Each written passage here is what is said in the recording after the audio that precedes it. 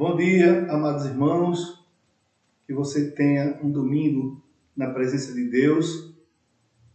Nós estamos começando mais uma escola bíblica dominical. Por enquanto, estamos tendo todas essas restrições e por isso estamos fazendo a nossa EBD como classe única. Que Deus abençoe a todos neste momento, que você no seu lar, na sua casa, sinta-se abençoado e agraciado pela palavra do Senhor.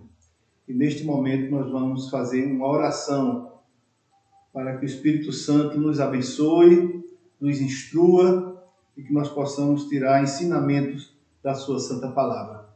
Oremos.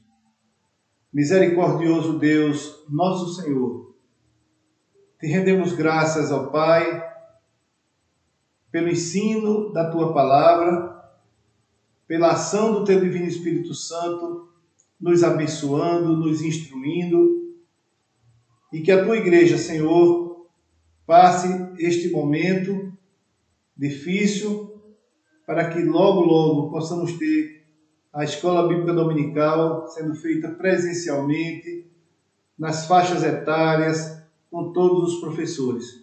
Abençoa-nos, perdoa os nossos pecados, em nome de Jesus. Amém. Bom dia, irmãos. Nós hoje vamos dar início à terceira lição da EBD, da nossa revista Compromisso, que se encontra na página 19 e tem o título As Evidências do Cristão. Estes 3 capítulos, no caso a EBD de hoje está falando dos capítulos de Mateus 5, 6 e 7.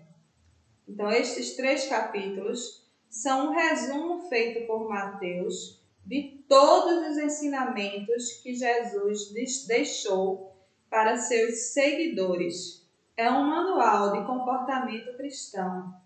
Segui-lo ou não é a opção de cada pessoa. O perfil do discípulo de Cristo.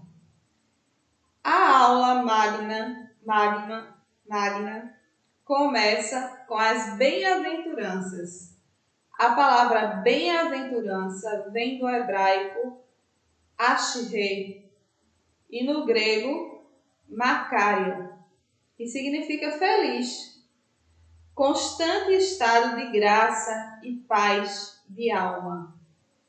São 8 citações com a expressão bem-aventurados, que vão do versículo 1 ao versículo 12. Começa com ser humilde, ou seja, uma opinião correta sobre si mesmo. Depois, ensina sobre nossa relação com o pecado. Segue ensinando sobre as atitudes humanas em relação a Deus, como misericórdia, coração limpo, pacificadores. A partir do versículo 10 até o 16, Jesus traça a atitude do cristão em relação ao mundo em que vive. O modelo apresentado é exatamente contrário ao que o mundo oferece. Por isso, o preparo para os ataques. Usa uma metáfora como sal e a luz, 2 elementos essenciais para a vida. O sal, que conserva e dá sabor à comida, e a luz, que fornece nossas atividades. O sal puro é formado de minúsculos cristais transparentes e incolor. O sal não permite que os alimentos se estraguem. Entre os gregos e romanos, o sal era usado como moeda de compra e venda. Isso cerca de 4.000 anos antes de Cristo. Daí a origem da palavra salário. Ficamos sem açúcar, mas não sem sal. Tomamos uma xícara de café sem açúcar, mas não comemos uma feijoada sem sal, não é mesmo? Não é a qualidade, mas a pureza que vai valorizar quem está próximo. Infelizmente, há muitos que passam uma vida sem sabor e que acabam prejudicados. Parece, mas não é. O texto segue falando sobre a luz. Deus fez o dia e a noite. Por muito tempo não havia luz nas casas. Ainda em alguns lugares mais distantes também não há. A luz é fundamental para atividades do dia a dia. Às vezes viajamos à noite e podemos ver no escuro da estrada uma luzinha acesa em alguma casa, a alguns quilômetros de distância. Quando a energia elétrica desaparece em nossa casa, logo buscamos uma lanterna, um fósforo para iluminar o ambiente e não acontecer algum acidente. Ninguém acende uma vida no escuro e coloca atrás do sofá, não é mesmo? Coloca-se no centro da mesa para iluminar todo o ambiente.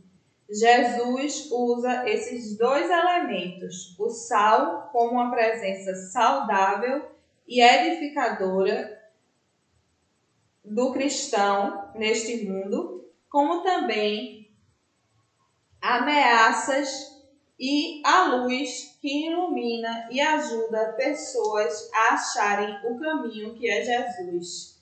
Que sal tenho sido? Que luz sou eu? Pare e pense um pouco sobre sua influência neste mundo. É importante situar, os irmãos, que os capítulos de 5 a 7 do Evangelho de Mateus constituem o chamado Sermão do Monte, tradicionalmente conhecido e que é registrado também por Marcos e Lucas.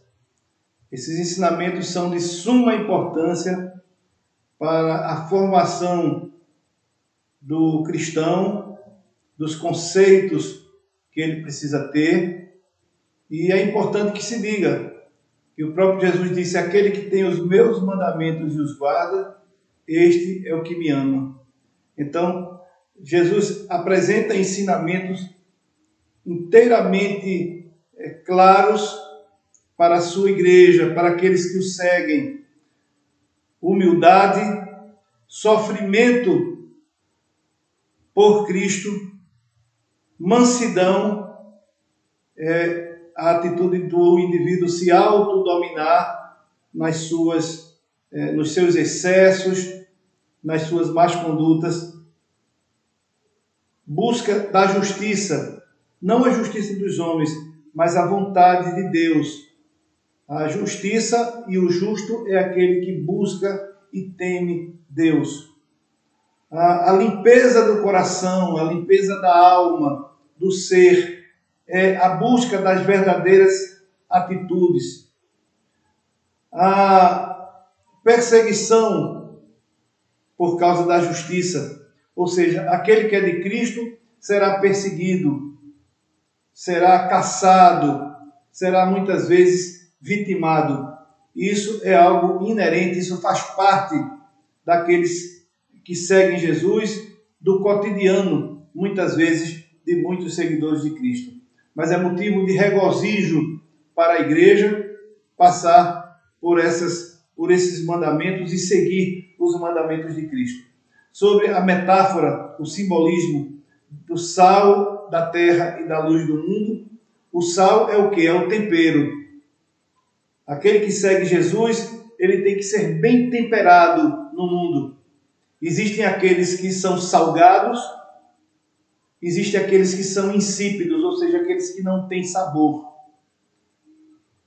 O servo de Deus é aquele que recebe o tempero adequado para ter a sua vida e para, assim como os homens precisam do sal nos seus alimentos, assim o mundo precisa dos seguidores de Cristo, da Igreja de Jesus, para transmitir a mensagem que dá um verdadeiro tempero a esse mundo perdido. E também lembrando que as trevas e a luz são comparados a tudo aquilo que vem de Deus, que ilumina, e tudo aquilo que é obscuro, perdido, que vem das trevas. Então, a igreja do Senhor e o seguidor de Jesus, ele procura aproximar-se de Deus, aproximar-se da luz, para que as suas obras sejam manifestas. Estes são os ensinamentos até então apresentados de Mateus no capítulo 5. Iremos continuar na página 20 da nossa revista Compromisso com o subtítulo Mais Instruções Práticas. Nesta segunda parte, Jesus lembra a lei dada em Êxodo e declara enfaticamente que veio para cumpri-la e não acabar com ela. Ele conhecia muito bem toda a lei e as profecias. Fala sobre homicídio de uma forma direta e pesada, nos versículos 21 e 26 do capítulo 5 de Mateus. Não é atirar no outro com a arma possante, mas guardar ira em coração contra alguém já é um homicida. Quantas pessoas iradas que guardam as 7 chaves no coração toda a sua raiva. Li uma frase que dizia: quem guarda raiva em seu coração é como tomar veneno, é querer que o outro morra. Enquanto o outro vive a sua vida, o que guarda raiva vai definhando. Daí a beleza do perdão, que é a libertação de si mesmo e de suas mágoas. Uma autolibertação. Deus sabe que o perdão é o maior e melhor remédio para as nossas almas. Fácil perdoar? Claro que não, mas quando seguimos os ensinamentos de Deus, temos liberdade e saúde emocional e espiritual. Continua abordando o adultério, os julgamentos, os inimigos e nos versículos 46 e 48 faz uma declaração bombástica. Pois se amardes quem vos ama, quem recompensa tereis? O publicano também não faz o mesmo? Sede, pois, perfeito, como perfeito é o vosso Pai Celestial. Fácil amar quem nos ama, não é verdade? Mas aqui é amar quem nos prejudica. Você já teve uma experiência de perdoar alguém por ter-lhe feito algo que machucou? Como foi isso? Como se sentiu? Seguindo o texto, Jesus nos ensina a orar oferecendo um modelo que é decorado, recitado, mas pouco vivido. Invoca Deus que está no céu, mas também entre nós. Reconhece sua santidade ao solicitar a vida do reino dele em nós e entre nós, e submissão total à sua vontade em nossas vidas. Pede o pão de cada dia, a porção diária, solicita perdão pelos pecados, assim como nós fazemos. Esta expressão, assim como, é muito forte e nos chama à realidade. Não adianta lindas palavras se a conduta não corresponde. Pede o livramento de Deus para as tentações e termina com a linda declaração: pois teu reino, o poder e a glória para sempre. Infelizmente, esta última frase em alguns grupos não é citada, mas ela fecha com maestria todo o conteúdo da oração. E mais, orar em secreto. Há muitos que fazem lindas orações em público, pois tem facilidade verbal, mas Jesus nos ensina a valorizar no privado, quando estamos a sós com Ele. Há segredos que só podemos contar para Ele e para mais ninguém. Ele nos entende como homem e como mulher, pois sabe como a gente funciona, age e reage. Afinal, Ele é nosso fabricante. Também era prática entre os judeus o dia do jejum. Faziam isso todas as segundas e quintas-feiras, mas faziam de modo que todos vissem. Dessa forma, mostravam a todos pelo semblante abatido que estavam em jejum. Jesus condena esse comportamento. Jejuar pode, mas lave o rosto, se arrume, porque esta atividade é uma relação com Deus e não para ser mostrada aos outros. Queridos, uma coisa muito importante, um fundamento muito importante que vocês devem prestar atenção, que muitas vezes pessoas evangélicas ou de outras classificações cristãs nos procuram e fazem certas colocações, como por exemplo Jesus em relação à lei. Jesus ele não foi um antinomista, ele não rejeitou a lei, muito pelo contrário. Ele diz: não penseis que vim revogar a lei ou os profetas. Não vim para revogar, vim para cumprir. Jesus ele cumpriu toda a lei. Agora existe uma diferença entre lei moral e lei cerimonial. Jesus deixou isso muito claro quando Jesus esteve aqui e nos ensinou. O que é lei moral? Lei moral é tudo aquilo que ofende e desagrada a Deus. Por exemplo, adultério será adultério sempre. Homicídio será homicídio sempre. Vingança, sempre vingança. Falta de amor será sempre falta de amor. Então, as leis morais, elas existiram, existem e sempre existirão. E Jesus cumpriu toda a lei. Jesus fez o que Deus queria que todos nós homens fizéssemos e não fizemos. Jesus veio e cumpriu. Agora, Jesus faz uma distinção entre o que os judeus chamavam de lei moral e lei cerimonial. Deus, na história do povo judeu, do povo hebreu, Jesus fez pactos com o povo.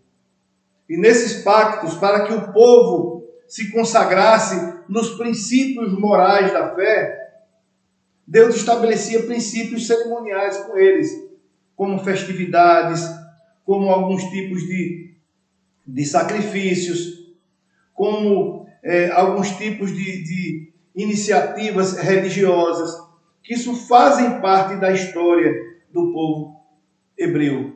Por exemplo, Deus estabeleceu com o povo a circuncisão. E na lei de Moisés diz que aquilo é estatuto perpétuo, como a aliança de Deus com o povo judeu, com o povo hebreu. Realmente, Deus perpetuou o povo com aquele pacto, com aquela aliança. Mas a aliança em si não é o ato cerimonial das ocorrências religiosas, mas a intenção maior. Então, nós encontramos, por exemplo, Jesus quebrantando o sábado. Jesus quebrantou o sábado.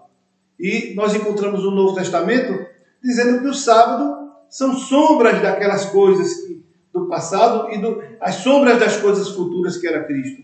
Uma vez chegado Cristo, não precisamos mais das sombras. Então, tudo aquilo eram situações religiosas que aconteciam para que o homem se consagrasse a Deus. Então, a igreja não pode ser hoje chancelada por legalismos cerimoniais, como circuncisão, como sábado, como certos cerimoniais que aconteciam no Antigo Testamento, e alguns até por religiosos do Novo Testamento. Mas que Jesus quebrantou tudo isso. Jesus é maior do que a lei escrita pelos homens. Jesus é maior do que o sábado. Jesus é maior do que a circuncisão. Jesus é maior do que as convenções religiosas dos homens. Então, a lei, no sentido moral, no sentido espiritual, ela continua e ela permanece para sempre. E Jesus cumpriu toda essa lei para que em Cristo nós tenhamos em Deus um advogado. Mas nós não podemos fazer uma inversão de valores. A lei moral é uma coisa. Agora, os princípios de leis cerimoniais do povo do Antigo Testamento não podem ser confundidos. E nós estamos libertos desse tipo de lei, de legalismos. Estamos libertos. Cristo nos libertou. É importante ressaltar também que ele fala no texto aqui da importância do perdão e da própria oração do Pai Nosso que o próprio Jesus nos ensinou. Então, se você deseja ser perdoado, você também precisa perdoar. O perdão, ele é algo que oprime. E quando você perdoa alguém, você, na realidade, sai ganhando muito mais em muitas vezes, porque às vezes estamos carregando um fardo muito pesado. Às vezes acontece até da pessoa a qual nos atingiu já ter até esquecido, mas você está guardando rancor, guardando ressentimento, lembranças negativas para você. E a própria oração do Pai Nosso diz que nós precisamos perdoar para sermos perdoados. E o perdão, ele não é fácil, não é esquecer, mas ele é necessário. Então, aí é quando a revista fala também da atitude da oração, que é uma ligação nossa para com Deus. Então, nós precisamos estar em constante oração, o povo de Deus pedindo ao Senhor direcionamento, pedindo força, pedindo entendimento. E enquanto ao jejum, que a revista fala também, o jejum ainda é uma prática utilizada pela Igreja do Senhor, mas é como diz, quando jejuardes, você não precisa estar anunciando que está jejuando. É uma prática também sua para com o Senhor, que antigamente existiam, inclusive, os dias de jejum, né? E as pessoas mostravam em sua fisionomia que estavam abatidas, e essa não é a intenção. E também precisamos tomar muito cuidado com a questão do jejum. Se você tem alguma doença, por exemplo, um diabético jejuar, pode causar um problema sério a ele de saúde, ter uma queda glicêmica. Então, façamos tudo com cautela e com zelo, com responsabilidade. Com relação à oração do Pai Nosso, que a gente conhece, né, com esse título, na verdade, lembrem que Mateus ele está falando especialmente aos judeus da dispersão, aqueles judeus que estavam fugindo do imperador de Roma, dos decretos de Roma, e a religião judaica estava em polvorosa naquele período. E o apóstolo Mateus, ele aproveita do discurso do Evangelho para falar aos judeus que não é pelo muito repetir, pelo muito pedir, como ele chama de usar vãs repetições, que nós seremos ouvidos. Era muito comum entre os judeus, dentro das sinagogas, no templo, os sacerdotes, os arquissinagogos, todos os religiosos, usar fórmulas de oração em forma repetitiva, o que muitas vezes a gente chama de reza. Então, muitas vezes a pessoa está professando aquelas palavras decorativas, mas não sabe verdadeiramente o que está dizendo, ou, pior, não está falando, na verdade, com Deus. Está apenas usando uma forma de uma ladainha para achar que está cumprindo alguma obrigação religiosa, quando, na verdade, nós precisamos falar com Deus com a nossa razão, com o nosso íntimo, com a nossa alma. E alguns elementos da oração que são muito importantes quando a gente busca a Deus. Primeiramente, quando diz Pai Nosso que está nos céus, é um reconhecimento que Deus está acima de nós, que nós estamos numa situação de inferioridade. Quando diz assim, venha o teu reino, a igreja deve preocupar-se de que os desígnios de Deus e a vontade de Deus sejam feitas, e principalmente sabendo nós que haverá um dia em que todas as coisas serão prestadas conta, e será a vinda do Filho do Homem. Jesus também deixa claro que é um direito até daquele que crê em Deus não pedir as coisas que vão lhe sobejar, não pedir nada em excesso, mas aquilo que lhe falta.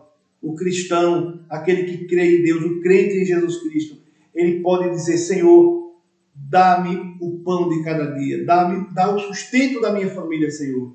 Não permita que nós venhamos a perecer de fome ou de necessidade. Jesus está nos dando esse direito com a oração, com essa oração maravilhosa, dizendo que nós podemos pedir, Pai, o pão de cada dia, dá-nos hoje. Então, isso é um mandamento de Cristo para a vida da igreja. Então, nós não devemos estar pedindo coisas que a gente não precise, mas aquilo que a gente precisa, a gente pode pedir a Deus. O restante, só se for da vontade do Senhor, e a gente deve se submeter a ela. Mas também, outros ensinamentos, como a gente tem que procurar não cair em tentação, livrar-se do mal, perdoar, assim como temos sido perdoados por Deus. Porque tudo isso, aquele que ora ao Senhor com o coração contrito, cheio de fé e de humildade, Deus responde e Deus concede. Continuando, irmãos, na página 21, no subtópico Cuidados a serem tomados, que está lá em Mateus 7, de 13 a 29. Agora Mateus narra os ensinos de Jesus, fazendo a comparação de duas portas, uma estreita e a outra larga.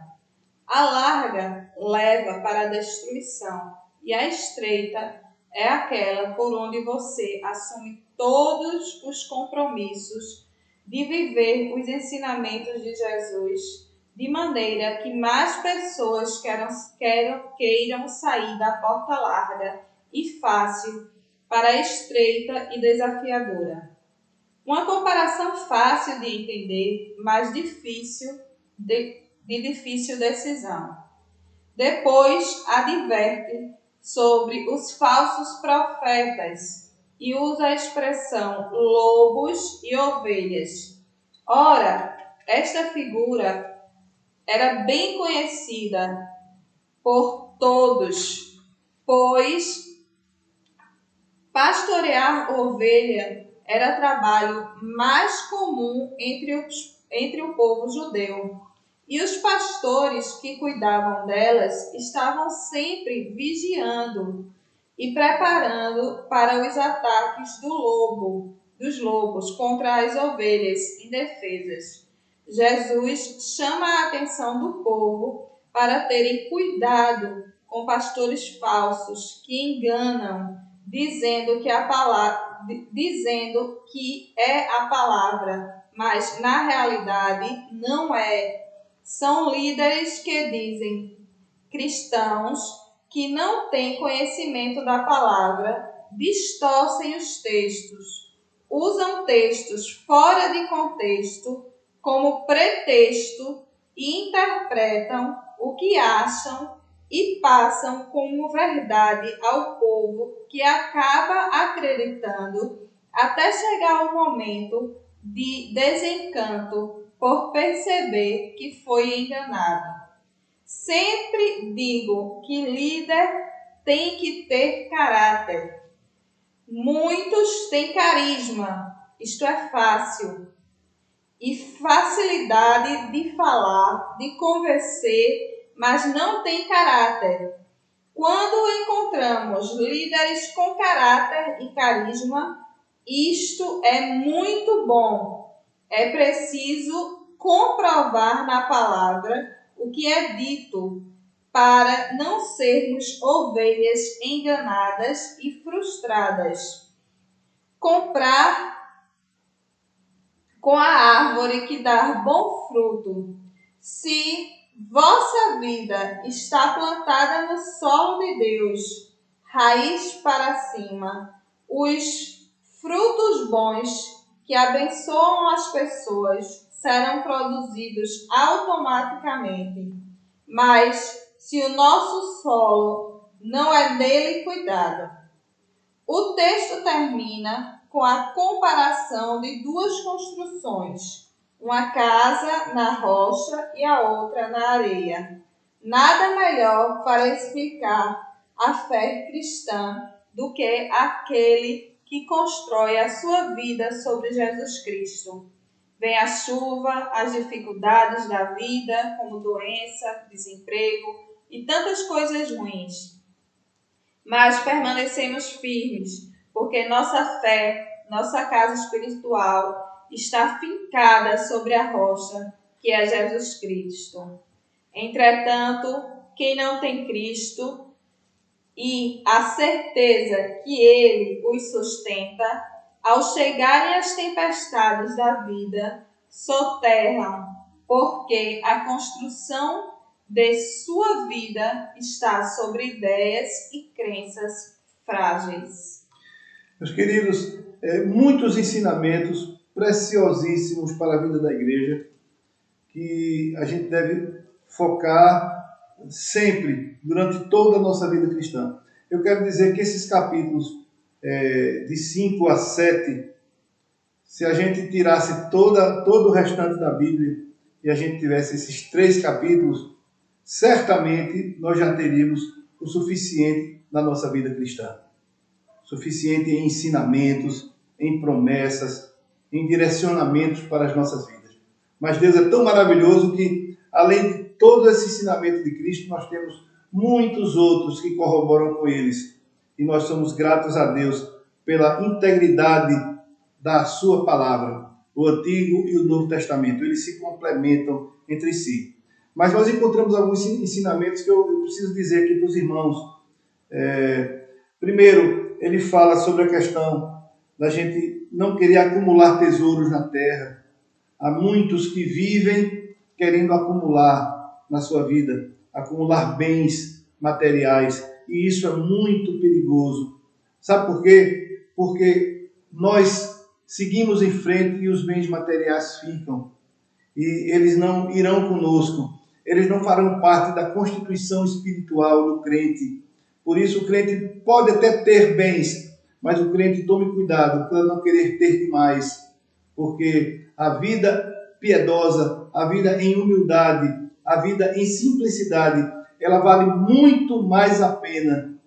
A gente fica muito mais humano do que quando a gente se enche de bens e de riquezas e a gente se fecha dentro de 4 muros altos em que as pessoas não podem chegar até nós, porque nós somos poderosos, cheios de recursos e que os ladrões estão querendo roubar a todo instante. Então temos que ter cuidado para que a gente não queira além daquilo que Deus quer que nós tenhamos. Outro ensinamento muito importante é que nós precisamos tomar cuidado com a ansiedade, não sermos levados para uma preocupação extrema, com medo das coisas que vão acontecer, porque nós temos Deus como Pai, nós temos Cristo Jesus como nosso Salvador e temos o Espírito Santo de Deus como o nosso orientador e o nosso consolador no dia a dia.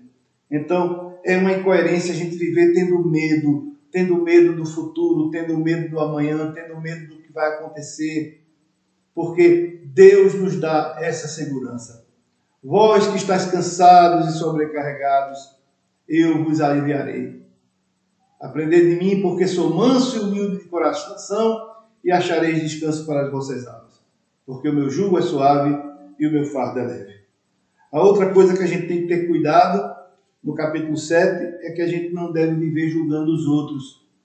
Nós devemos procurar julgar-nos a nós mesmos, E sempre quando a gente se julga a si próprio, a gente sempre é condescendente. Mas nós precisamos ser mais severos com a nossa forma de ser e de agir. E procurar não julgar o próximo. Porque com o mesmo rigor com que julgarmos, seremos julgados. Outro ensinamento muito importante é que a gente não deve se preocupar com as portas largas, o que a maioria está fazendo. A gente deve procurar, na palavra de Deus, muitas vezes entrar pelas portas mais estreitas que existem na nossa vida e na nossa sociedade. E devemos ter cuidado com aqueles a quem seguimos, nossos semelhantes, sejam eles líderes ou não. Nós temos que, a Bíblia diz, pelos frutos os conhecereis. Então nós devemos ter cuidado com quem está nos ensinando, como ele está nos ensinando. Inclusive a figura do falso profeta ou dos falsos pastores. A gente deve ter muito cuidado com isso, porque todos os dias estão surgindo falsos profetas e falsos pastores nos arraiais. Como é que se sabe quando esse homem é um falso pastor ou é um falso profeta? Quando ele anuncia coisas que Deus não anuncia, que Deus não ensinou, trazendo situações novas que não está arraigada na palavra de Deus, que é o nosso firme fundamento de fé. O pastor é aquele que preocupa-se em cumprir a palavra de Deus, não em fazer a vontade dos homens e muito menos a sua própria vontade.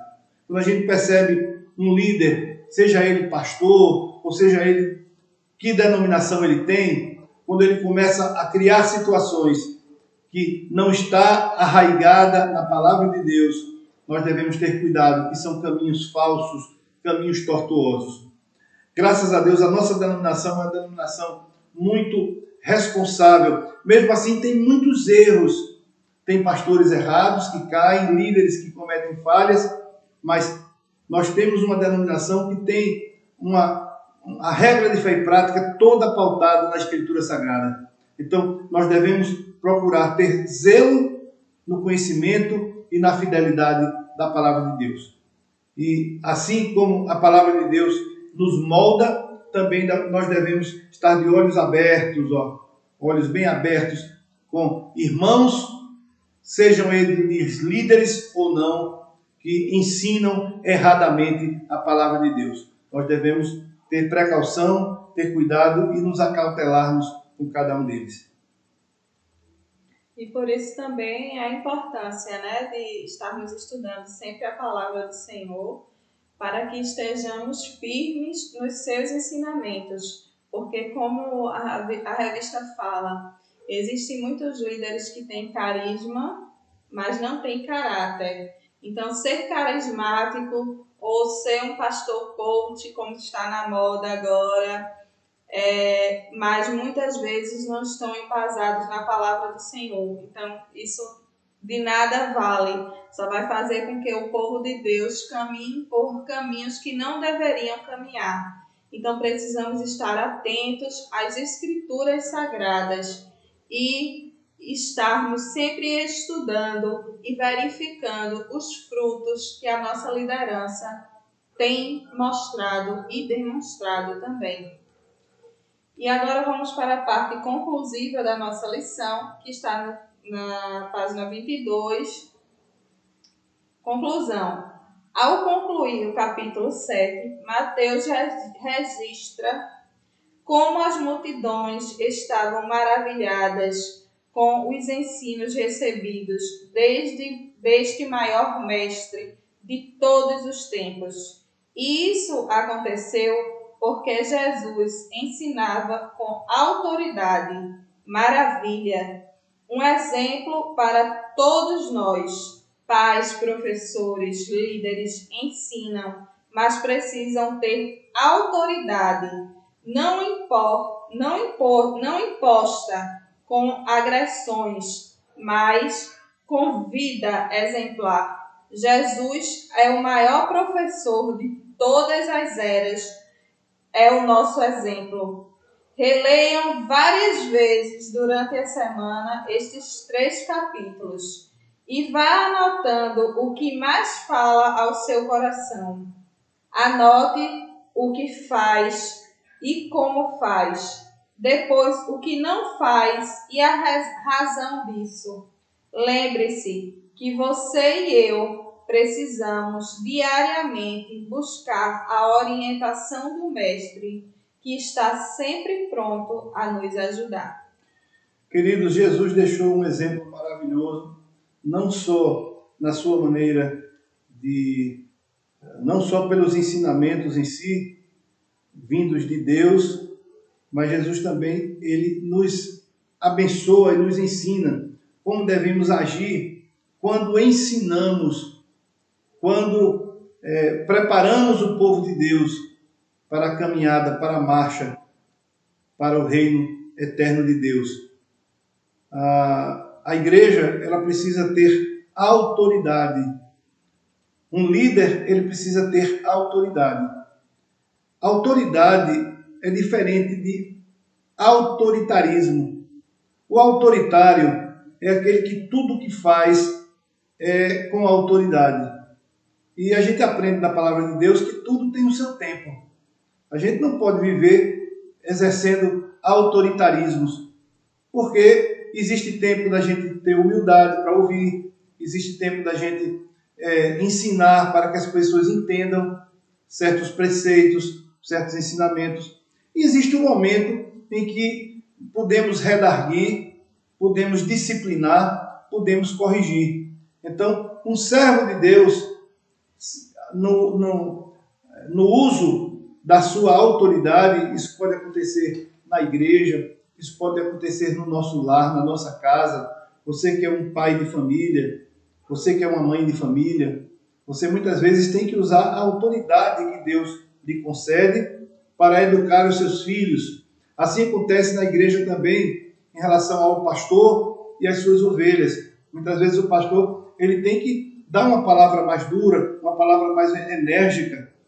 Isso não o descaracteriza como pastor, mas muitas vezes ele precisa ser humilde para ouvir, baixar a sua cabeça, porque todos nós somos pecadores e todos nós precisamos renovadamente das misericórdias de Deus em nossas vidas. Por isso, querido, Jesus ensinava com autoridade, mas muitas vezes Jesus, quando pregava, ele era extremamente humilde diante das situações. Só que no momento de exercer, muitas vezes ele usava a severidade. Então, isso tudo temperado segundo a vontade de Deus. Então, queridos, que esses ensinamentos desta manhã se perpetuem no coração de todos vocês. Antes da oração final e da bênção, eu gostaria de dizer que temos feito essas programações online da Escola Bíblica Dominical e estamos tentando aperfeiçoar através de novos programas para que fique melhor a transmissão para a igreja. E nós gostaríamos de saber de você, já que você não pode fazer isso na hora, porque a programação está sendo gravada, então queria pedir a você que no WhatsApp da segunda igreja, você fizesse o seu comentário, dissesse, olha pastor, eu acho que está melhorando, eu acho que poderia ter tal coisa, para a gente dinamizar a nossa escola dominical. Infelizmente, como eu estava dizendo no início, a gente precisa fazer ainda essa EBD, classe única, dessa maneira, porque estamos ainda em plena pandemia, estamos com dificuldades de números, de participações, e infelizmente até tivemos uma regressão agora, passaremos pelo menos 15 dias com a igreja nos finais de semana, sem poder reunir-se presencialmente. Mas nós sabemos que tudo isso é um curso natural da vida, a igreja não está fechada, a igreja está aberta, inclusive durante a semana e nos finais de semana para suas programações virtuais e também para reuniões administrativas. Então, oremos a Deus para que essa pandemia, segundo a sua vontade, passe logo e que a gente possa ter, mais uma vez, a coinonia da igreja se fazendo uma marca importantíssima da caminhada cristã. Convido a todos nesse momento a fechar os seus olhos, reclinar suas frontes e nos despedir com oração final. Misericordioso Deus, nosso Senhor, nós te louvamos, ó Pai, por mais uma escola bíblica dominical e te pedimos, ó Deus, pela tua igreja, pelo estudo da tua palavra, pelas pessoas que compõem a tua igreja e também, Senhor, te pedimos que esta mensagem esteja chegando aos lares e abençoando a todos que neste momento nos veem e nos ouvem. Abençoa-nos e que o teu amor supremo, a graça salvadora de Cristo Jesus, a comunhão e as consolações do teu divino e Santo Espírito sejam conosco e com todo o teu povo, hoje e para todo sempre. Amém. Deus abençoe vocês.